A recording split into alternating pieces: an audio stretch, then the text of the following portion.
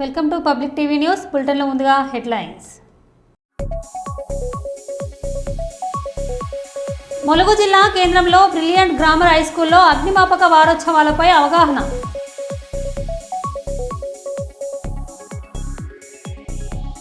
అక్రమంగా నిల్వ ఉంచిన రేషన్ బియ్యాన్ని పట్టుకున్న ఎంపీ బైరెడ్డి శబరి.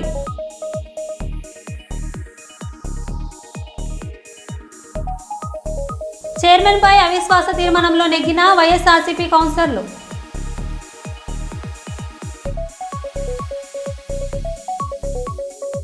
చిన్న కల్వాలలో వడ్ల కొనుగోలు కేంద్రాన్ని ప్రారంభించిన ఎమ్మెల్యే చింతకుంట విజయరమణారావు.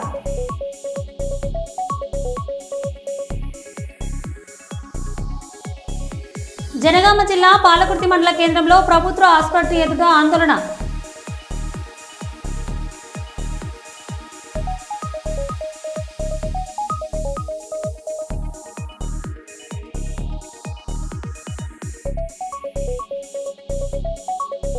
ఇక వివరాల్లోకి వెళ్తే, పాలకుర్తి ఎమ్మెల్యే క్యాంప్ కార్యాలయంలో ఎమ్మెల్యే యశస్విని రెడ్డి, ఇన్ఛార్జ్ ఝాన్సీ రెడ్డి మీడియా సమావేశం నిర్వహించారు.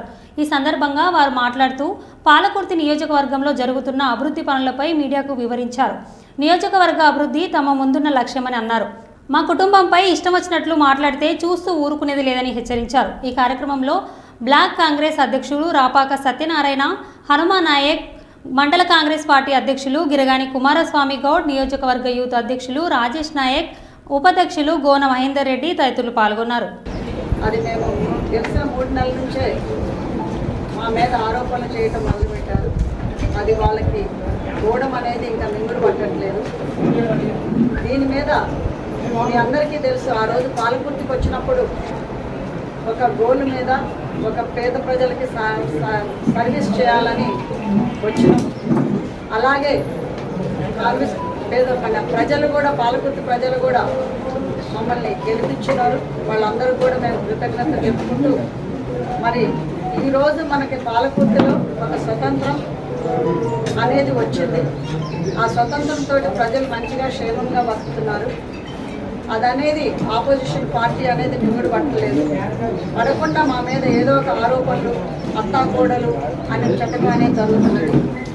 ఒకడేమో అత్తాకోడలు అని మాట్లాడతాడు, ఇంకొకడేమో మేము ఇండియా నుంచి పాలకుర్తి నుంచి డబ్బులు సంచులు అమెరికాకి మోసుకెళ్తున్నాం అని చెప్తాడు.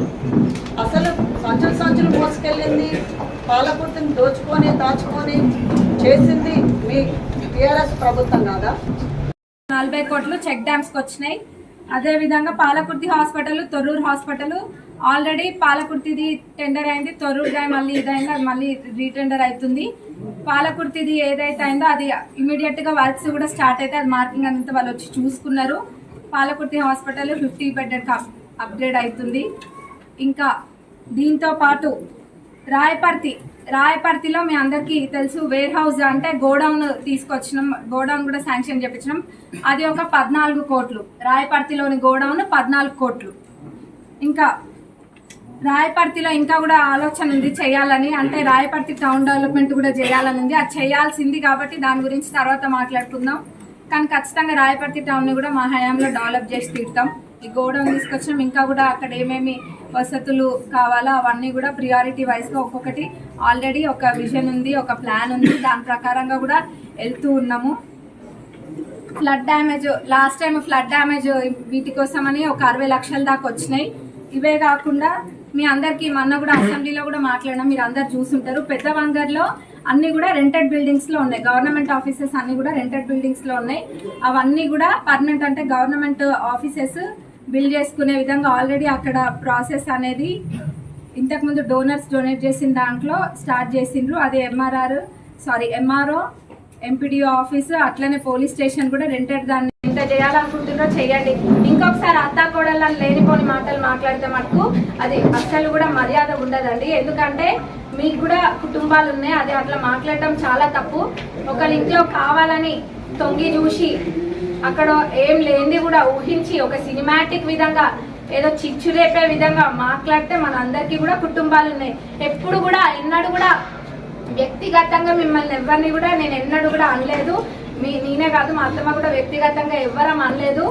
ఇంకొకసారి మీరు అత్తాకోడలు అంటే అనుకోండి, నాదేంది అనుకుంటారా అనుకోండి.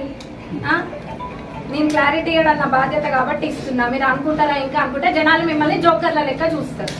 మీకేం పని పాట లేదేమో, ఓడిపోయినాక ఫ్రస్ట్రేషన్ తోటి రోడ్లపై తిరుగుతుండ్రు, అందుకు ఇంకేం చేయాలో తెలియకుండా ఇదంతా చేస్తుండ్రు అనుకుంటారు. కాబట్టి జాగ్రత్త, ఏదైనా మాట్లాడే ముందు జాగ్రత్త. మీ హుందాతనాన్ని పోగొట్టుకోకండి.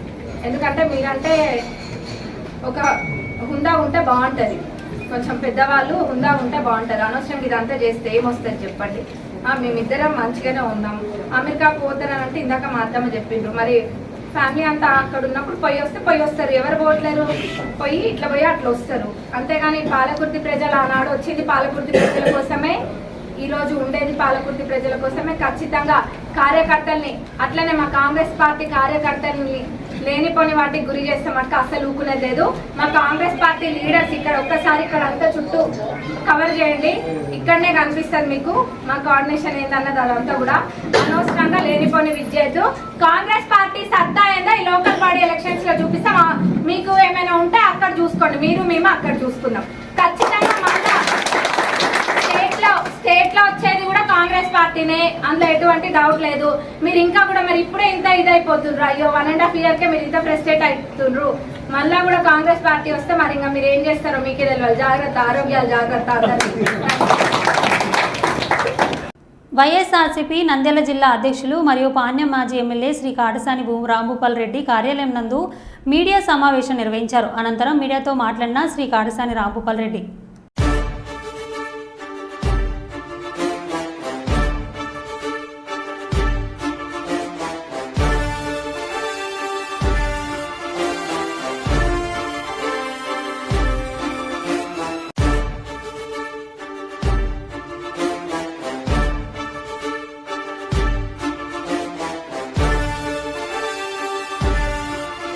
సుల్తానాబాద్ పట్టణ కేంద్రంలోని చిన్న కల్వాల గ్రామ వడ్ల కొనుగోలు కేంద్రాన్ని ప్రారంభించిన పెద్దపల్లి ఎమ్మెల్యే చింతకుంట విజయ రమణారావు.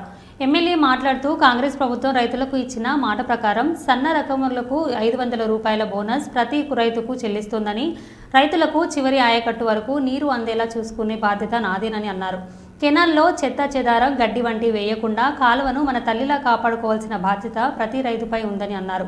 నాతో సహా రైతులు ఎవరు కూడా రోడ్లపై క్రేజ్ వీల్స్తో ట్రాక్టర్లు నడపరాదని, నియమ నిబంధనలు ఎవరైనా ఉల్లంఘిస్తే కేసులు నమోదవుతాయని హెచ్చరించారు.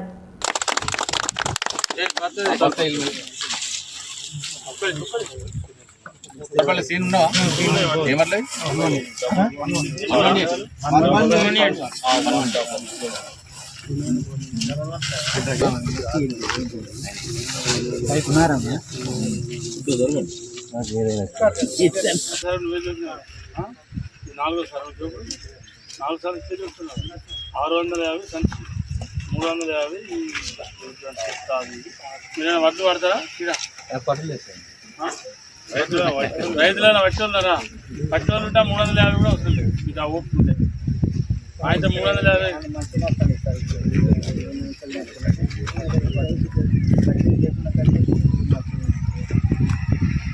4%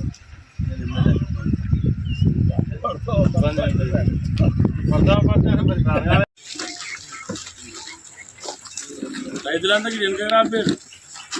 బ్యాక్ వెనుక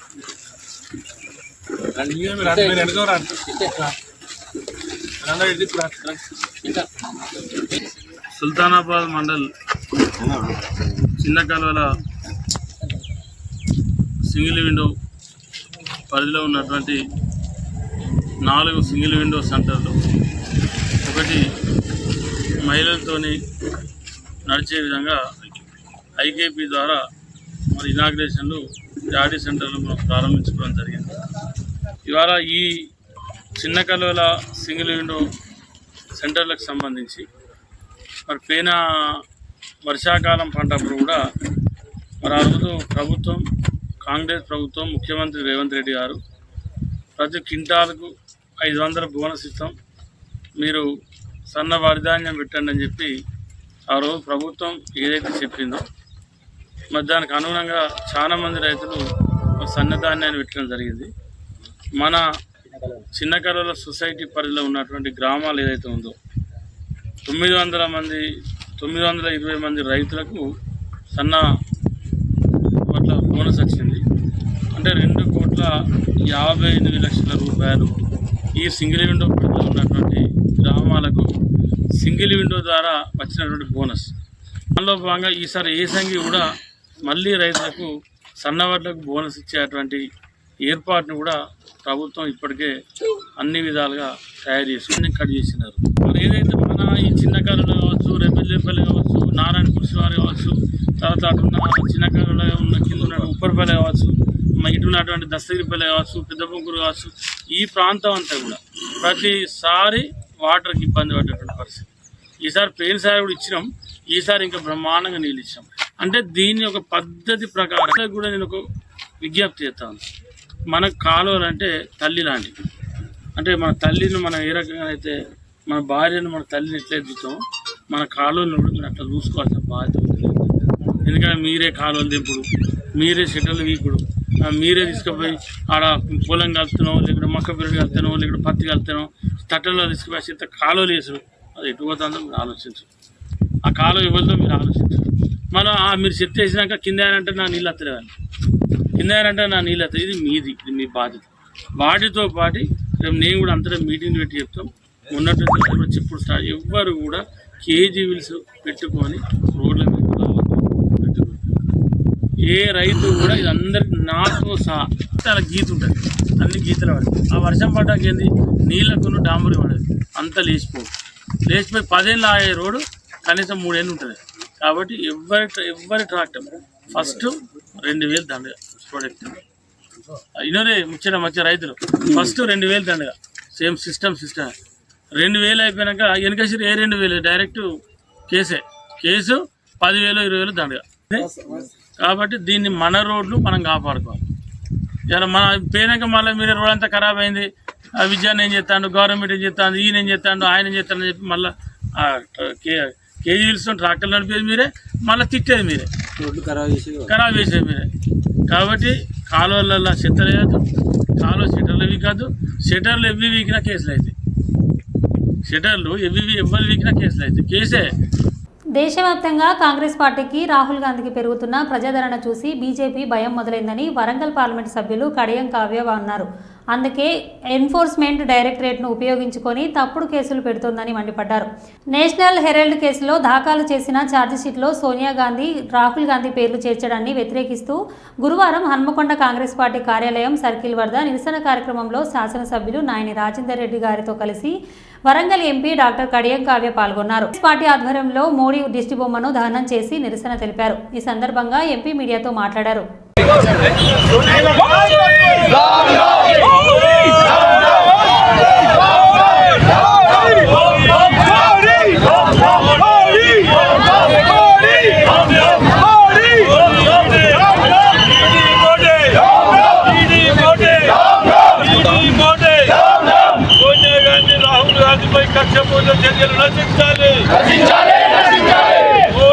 రాహుల్ గాంధీ, సోనియా గాంధీ గారిపై ఈడీ తప్పుడు కేసులను వెంటనే బీజేపీ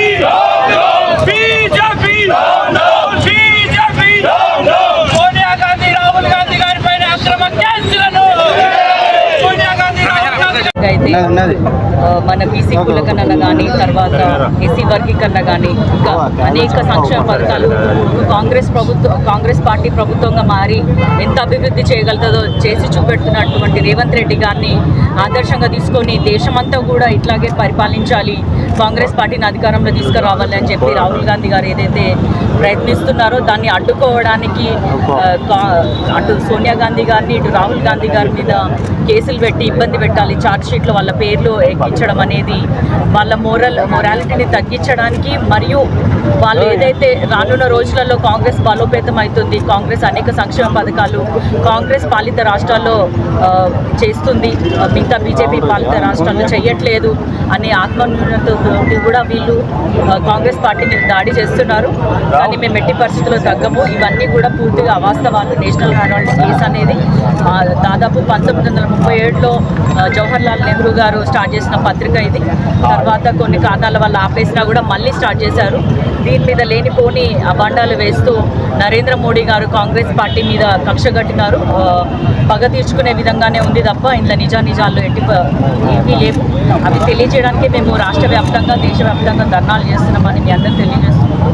రానున్న రోజులలో ఇంకా నిజాలు బయటకు వస్తాయని చెప్పి నరేంద్ర మోడీ గారు ఏదైతే అబద్ధపు ప్రచారం చేస్తున్నారో అదంతా ఉంటిదే అని చెప్పి మీ అందరి ముందుకు రానున్న రోజులలో వాస్తవాలు వస్తాయి, మీరే చూస్తారని మీ అందరూ తెలియజేసుకుంటూ కరీంనగర్ ప్రభుత్వ హాస్పిటల్ వర్కర్స్ ఎంప్లాయీస్ యూనియన్ ఆధ్వర్యంలో హాస్పిటల్ ముందు పెండింగ్ జీతాలు ఇవ్వాలని కార్మికుల విధులు బహిష్కరించి ధర్నా చేయడం జరుగుతున్నది. ఈ సందర్భంగా యూనియన్ గౌరవ అధ్యక్షులు బండారి శేఖర్ మాట్లాడుతూ కార్మికులు పెండింగ్ జీతాలను డిఎంఈ హైదరాబాద్ వారు 3 కోట్ల చెక్కులు రిలీజ్ చేసినా ఇంకా పెండింగ్లోనే ఉండటం ఏమిటని ప్రశ్నించారు. 3 కోట్లకు 10% కమిషన్ ఇస్తే రిలీజ్ చేస్తారా అని ప్రశ్నించారు. అట్లయితే కార్మికులందరం కలిసి బిచ్చమెత్తి ఇస్తామని అన్నారు. ప్రభుత్వ హాస్పిటల్ సూపరింటెండెంట్ డాక్టర్ వీరారెడ్డి కార్మికులకు 3 నెలల పెండింగ్ జీతాలు 2 రోజులు పూర్తి స్థాయిలో చేస్తామని ఇచ్చిన హామీ మేరకు గత వారం క్రితం సమ్మె విరమించాము.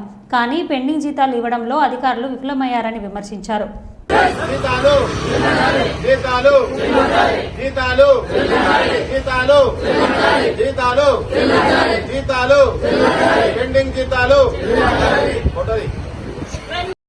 కరీంనగర్ ప్రభుత్వ హాస్పిటల్లో పనిచేసినటువంటి sanitation, patient care, security guards, plumbers కి గత 3 నెలలుగా జీతాలు రావడం లేదు. పెండింగ్ జీతాలు ఇవ్వాలని చెప్పేసి గుర్తింపు కార్డులు, 2 జతల బట్టలు, PF, PSI సక్రమంగా అమలు చేయాలని, ప్రతి నెల 5వ తేదీలోపు జీతాలు ఇవ్వాలని చెప్పేసి సూపరింటెండెంట్ గారికి గత 15-20 రోజుల క్రితమే సమ్మె నోటీస్ ఇవ్వడం జరిగింది. సమ్మె నోటీస్ ఇచ్చి సమ్మె చేస్తే వారం రోజుల క్రితం హాస్పిటల్ ధర్నా దగ్గరికి వచ్చి మీకు 72 గంటలలో జీతాలు ఇస్తామని చెప్పేసి మాట ఇవ్వడం జరిగింది. డిఎంఈ గారు, హైదరాబాద్ డిఎంఈ గారు వీరారెడ్డి గారు వాళ్ళ హామీ మేరకు మేము సమ్మె విరమించాం. 72 గంటలు కాదు, 15 వారం రోజులు అవుతున్నప్పటికీ కూడా ఇప్పటికి కూడా పెండింగ్ లో ఉన్నటువంటి జీతాలు ఇవ్వడంలో అధికారులు నిర్లక్ష్యంగా వ్యవహరిస్తున్నారు. కాబట్టి దాని ఫలితంగానే మళ్లీ ఈ రోజు కార్మికులందరూ కూడా విధులు బహిష్కరించి ఈ రోజు హాస్పిటల్ ముంగట సమ్మె చేయడం జరుగుతుంది, ధర్నా చేయడం జరుగుతూ ఉన్నది. మేము గతం నుంచి చెప్పుకుంటూ వస్తున్నాం, డిఎంఈ గారు 3 కోట్ల రూపాయల చెక్ కూడా విడుదల చేశారు. కానీ ఫైనాన్స్ ఆఫీస్ లో మాత్రం ఈ 3 కోట్లకు 5%, 10% కమిషన్ ఇస్తేనే విడుదల చేస్తామని చెప్పేసి చెప్తున్నట్టుగా అనుమానాలు వస్తున్నాయి. కాబట్టి తక్షణం ఏదైతే డిఎంఈ గారు 3 కోట్ల చెక్ ఇచ్చారో తక్షణమే ప్రభుత్వ కరీంనగర్ హాస్పిటల్కి ఇచ్చే విధంగా చర్యలు తీసుకోవాలని చెప్పేసి మేము డిమాండ్ చేస్తా ఉన్నాం. లేకపోతే మాత్రం ఈ సమ్మె విరమించాం. ఈ 2 నెలలు ఏదైతే 3 నెలల పెండింగ్ జీతాలు ఉన్నాయో ఈ 3 నెలల పెండింగ్ ఖచ్చితంగా ఇచ్చేంత వరకు కూడా మా పోరాటం ఆగదని చెప్పి సందర్భంగా కూడా అధికారులకు, ప్రభుత్వ యంత్రాంగానికి హెచ్చరిక చేస్తా ఉన్నాం. బండారి శేఖర్, యూనియన్ గౌరవ అధ్యక్షులు, ప్రభుత్వ hospital workers and employees union, Karimnagar. Chittoor YCP హయాంలో గోశాల రోగాలు. వైసీపీ ప్రభుత్వ హయాంలో టీటీడీ గో సంరక్షణశాలలో జరిగిన ఘోరాలు అన్ని ఇన్ని కావు. ప్రభుత్వం VP MLC Kanchela Srikanth, TTD board సభ్యుడు Shantaram, APS RTC vice chairman PS Muniratnam చనిపోయిన ఆవుల దూడలను నిర్లక్ష్యంగా చెత్తబుట్టలో పడేశారు. చాలా చోట్ల గోవులు లేకుండానే దాన కొనుగోలు అంటూ భారీ ఎత్తున అవినీతి చేసిన పందికొక్కుల మాదిరి బొక్కి తిన్నారు. గోవులకు నాసిరకం దానా, కాలం చెల్లిన మందులు ఇచ్చి నోరులేని మూగజీవుల ప్రాణాలను తీసుకున్నారు. ఎప్పుడు తయారు చేశారు, గడువు ఎప్పటి వరకు ఉంది అనే వివరాలు లేని నాణ్య లోపపు దానా విజిలెన్స్ అధికారులు కళ్ళు పడకుండా కుట్రలు చేశారు. హయాంలో మూగ జీవాలపై జరిగిన దారుణాలపై కూడా విచారణ జరుగుతుంది. సాధారణంగా ప్రతి నెల 15 ఆవులు అనారోగ్యం, వృద్ధాప్యం వల్ల చనిపోతే 2024లో మొత్తం 179 ఆవులు మరణించాయి. 2025 జనవరి మార్చి మధ్య 2700 మంది గోవులు ఉంటే గోవుల్లో 43 మాత్రమే మరణించాయి. ఇది రికార్డు. అట్లాగే దళారీ రాజకీయాలు ఆపారు. దానా సప్లైలో కానీ, చేస్తున్న అవినీతిలో కానీ, కుళ్ళిపోయిన దానా, చెడిపోయిన దానాన్ని అటువంటిది కాకుండా మంచి దానాన్ని, నాణ్యమైన దానాన్ని గోవులకి అందజేయడం జరుగుతూ ఉంది. వైసీపీ 30 మంది పైసలకు దళారుల్ని బ్లాక్ చేసి మరి కంప్లీట్గా అన్ని రకాలుగా భక్తులకి సేవలు నేరుగా అందించేటటువంటి వసతి ఏర్పాటు చేయడం జరిగింది. అలాగే కరిగొండ వెంకమామ అన్నప్రసాద కేంద్రంలో నాణ్యత లేని బియ్యం వాడేవాళ్ళు. మనం అందరం కూడా అప్పుడు మీడియాలో కూడా చూసాం. ఇప్పుడు కంప్లీట్గా రుచికరమైన నాణ్యమైన బియ్యాన్ని వాడుతూ రుచికరమైన ప్రసాదాన్ని అందించడం జరుగుతుంది. శ్రీవారికి సేంద్రియ పదార్థాలతో నైవేద్యం అంటే మనం చంద్రబాబు నాయుడు గారు ఏ విధంగా చెప్తున్నారో న్యాచురల్ ఫార్మింగ్ ద్వారా చేసినటువంటి ప్రసాదాన్ని ఇచ్చేయటం జరుగుతోంది. 3 కోట్ల విలువైన పదార్థాలు విరాళంగా స్వీకరించి 8 కోట్ల విలువైన పాస్ పుస్తకాలు కూడా వాళ్ళకి ఇవ్వటం జరిగింది. కూటమి ప్రభుత్వంలో వచ్చిన 3 నెలల్లో గోశాలలో 50 గతంలో తిరుపతి గో సంరక్షణశాలలో రోజుకి 450 లీటర్ల పాల ఉత్పత్తి జరుగుతుంటే ఇప్పుడు అది కూటమి ప్రభుత్వం వచ్చిన తర్వాత 762 లీటర్లకి పెరిగిందంటే గోశాల ఎంత సమర్థవంతంగా వాటికి మంచి దానాన్ని అందించి ఎంత జాగ్రత్తగా చూసుకు మిల్క్ ప్రొడక్షన్ అనేది రావడం జరుగుతూ ఉంది. కాబట్టి ఇవన్నీ కూడా మేము నిరూపించడానికి సిద్ధంగా ఉన్నాం. జగన్మోహన్ రెడ్డి గారికి అలాగే భూమన కరుణాకర్ రెడ్డి గారికి ఇతర వైఎస్ఆర్సీపీ నాయకులకు కూడా ఈ సందర్భంగా సవాల్ విసురుతున్నాం. ఇవి నిరూపించడానికి మేము సిద్ధంగా ఉన్నాం. మేము నిరూపించలేకపోతే ఎటువంటి నిర్ణయానికైనా సిద్ధంగా ఉన్నామని తెలియజేస్తూ నిరూపించలేకపోతే మీరు రాజకీయాల నుంచి తప్పుకొని వెంకటేశ్వర స్వామికి తిరుమలలో క్షమాపణ చెప్పి వెళ్లాల్సిన పరిస్థితి ఉంటుందని తెలియజేసుకుంటూ ఇప్పటికైనా భక్తుల మనోభావాలు హిందువుల మనోభావాలు దెబ్బతినకుండా తినేటటువంటి మాటలు మాట్లాడకుండా గౌరవప్రదమైన రాజకీయాలు చేస్తే బాగుంటుందని మరొకసారి హెచ్చరిస్తూ సెలవు. తిరుమల దేవస్థానాన్ని ప్రక్షాళన చేయడానికి ఒక్కొక్కటిగా మొదట లడ్డు నాణ్యతను పెంచాలనే దీన్ని చూస్తే ఈ వైఎస్ఆర్సీపీ వాళ్ళు ఆవు నెయ్యిని కలుపు జరిగిందని రిపోర్ట్స్ వస్తే ఇమీడియట్గా మా చంద్రబాబు నాయుడు గారు దానిపైన తక్షణం చర్యలు తీసుకొని మంచి నెయ్యి ఇచ్చి మంచి అన్న ప్రసాదాలు పెట్టి సామాన్య భక్తులకు దర్శన భాగాలు కల్పించాలనేసి చంద్రబాబు నాయుడు ఒక్కొక్కటిగా తిరుపతి దేవస్థానం ప్రక్షాళన చేస్తున్నాడు. ఈరోజు చంద్రబాబు నాయుడు రెడ్డి హయాంలో టికెట్లు కుంభకోణం ఎన్ని జరిగిందని నేను అడుగుతున్నా. ఎన్ని వేల కోట్లు మీరు సంపాదించారని అడుగుతున్నా. ఈ మినిస్టర్ వైఎస్ఆర్సీపీ మినిస్టర్ రోజా కానివ్వండి, కరుణాకర్ రెడ్డి కానివ్వండి, మిగతా వారి బృందం మొత్తం టికెట్లు వ్యాపారం చేయడం జరిగింది. అదే మా చంద్రబాబు నాయుడు వచ్చిన తర్వాత ఏ యొక్క అసాంఘిక కార్యక్రమాలు జరగకూడదనే ప్రతి ఒక్క బోర్డు మెంబర్కి కానీ బోర్డుకి కానీ వార్నింగ్ ఇవ్వడం జరిగింది.